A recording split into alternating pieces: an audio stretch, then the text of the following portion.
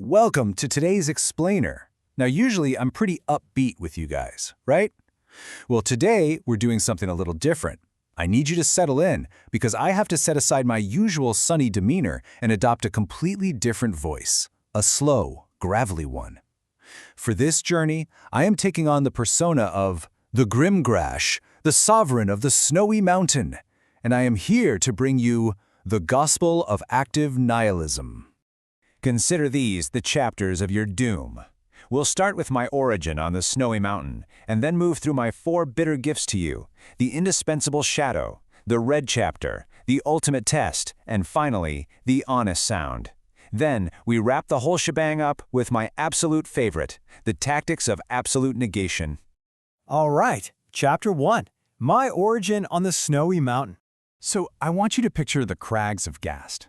Way up high above your tired, cozy little valleys, right where the air thins out into this perfectly pure, crystalline silence.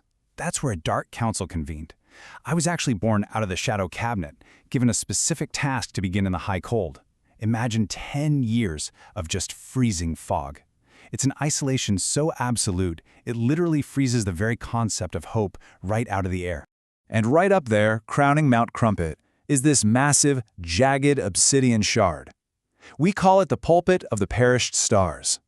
It's exactly where the spirit of gravity basically calcified in total, utter solitude. Honestly, for 10 long years, I just sat on that shard, just sitting there, watching the sheer stupor of agreement going on in your valleys below, just biding my time. If you're wondering what I look like, well, I'm this gaunt, old-growth entity. I'm covered in fur the color of ash and old, dry bone. And that fur acts like needles, trapping the mountain mist so I'm constantly shrouded in this freezing fog. I'm literally active nihilism made flesh. Oh, and a quick warning for you. If you ever spot my rusted footprints at your door, yeah, there's no way out. The terminal end has officially arrived. Okay, let's dive into this first bitter gift, the indispensable shadow. The quote goes, "I am the indispensable shadow, the internal architect who walks behind your every hope." And I really mean that. I don't just come in and smash your buildings like some mindless monster. No, it's way more subtle. I melt the locks of those delusional little sanctuaries you build just by breathing on them with mountain frost. I'm the unseen force essentially uncreating the masks your herd uses to hide from the rot that's coming for us all. You know that big, grand purpose you all talk about? It's just a brightly colored scarf wrapped around a universe that has absolutely no throat and 0 heartbeat. Why a scarf, you ask? Because you desperately wrap it around yourselves to stay warm against the void. It's a coping mechanism. But I come along and just peel that fragile mask right back. I show you the beautiful, totally indifferent, freezing reality underneath. I completely uncreate the meaning you've so carefully sewn into your trinkets. Moving on to Parable 2, the red chapter. Listen to this one. When the Shadow Reaper harvests the flesh, I walk beside him to harvest the soul's illusions. Think of me as the counterpart to the Reaper. While he's just out there ending your biology, the physical stuff, I'm the one making sure that darkness, decay, and the red specter hold absolute 100% dominion over the ruins of your pride. And I enforce all this through what I call the Great Fast. In the parable of the full belly and the empty soul, I descended from the high cold straight into your cozy 7-chambered abbey. That garden of hubris where you sit around a great roast beast, singing loud songs just to drown out the silence of the void, pretending you've somehow outwitted decay. Well, I didn't steal your meat. I just touched it. Just a little mountain frost. And instantly, it turned into matter that tastes of absolutely nothing. The prologue of the world is over, folks. You can keep chewing for sure, but you are never going to be full again. Which brings us right into Parable 3, the ultimate test. This is the parable of the architect's brick. I am the metaphysical chill that waits for the mortar to dry to test every brick. Make no mistake here, I am literally the designed antibody to your creative existence. Whenever you build a brand new sanctuary and proudly declare it eternal, I am the absolute test.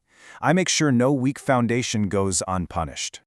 So, it boils down to a stark comparison. On one side, you've got the masks of the herd. These are walls built entirely out of habit and fear, and they absolutely crumble under the sheer weight of my presence. But on the other side, a genuine triumph of will. Look, if your walls can actually stand against my chill, then it's a real triumph. I'm just here to clear the stage of old idols. When they shatter, my laughter is the ultimate confirmation that they absolutely deserved to be smashed. Let's check out Parable 4, the honest sound. I bring you the honest sound, a heavy, singular thud that swallows your light. See, you valley dwellers work so hard to make this grand noise just to fill the ears of your neighbors, completely trapped in this weird stupor of agreement. But my voice? It's like shifting shale. I whisper the actual secret of insignificance directly into your walls, and it creates this sound that just pulls your spirit straight down into the dirt. And in that echo, you finally realize what I've known for an eternity. The universe is heavy, deaf, and perfectly finished. Which leads to the parable of the bottomless anger. Honestly, seeking a heartbeat in a stone is the ultimate vanity. There was this seeker once who actually climbed through the freezing fog all the way up to my obsidian shard, literally gasping for a why to justify his suffering. But I didn't hand him a map. No way. I gave him the first sigh. I showed him that the anchor has no bottom. His so-called truth was just a bulky coat he wore to stop the cold truth from biting his heart. Only when you let go of that rope, only when you stop searching for a heartbeat in a rock, do you become light enough to finally drift in the dark. All right, wrapping things up with our final section, the tactics of absolute negation. It's absolutely crucial to understand the difference between my kind of warfare and the Reaper's.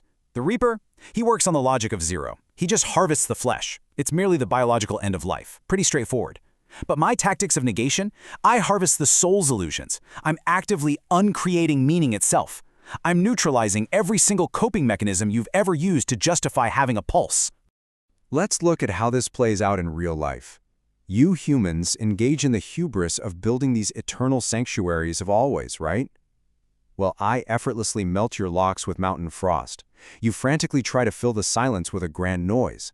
And me, I bestow that heavy, silencing thud. You cling for dear life to the rope of why, and I force you to realize that the anchor has no bottom. Step by step, I am uncreating your delusions. So, as that freezing fog slowly rolls into your valley, and as those rusted footprints begin to appear right at your threshold, I'm going to leave you with one final, chilling, metaphysical question to chew on. Take a good, hard look at your life. Look at all those structures you've so desperately built to hide from the dark. Are your walls a genuine triumph of will, or are they just the fragile, crumbling masks of the herd?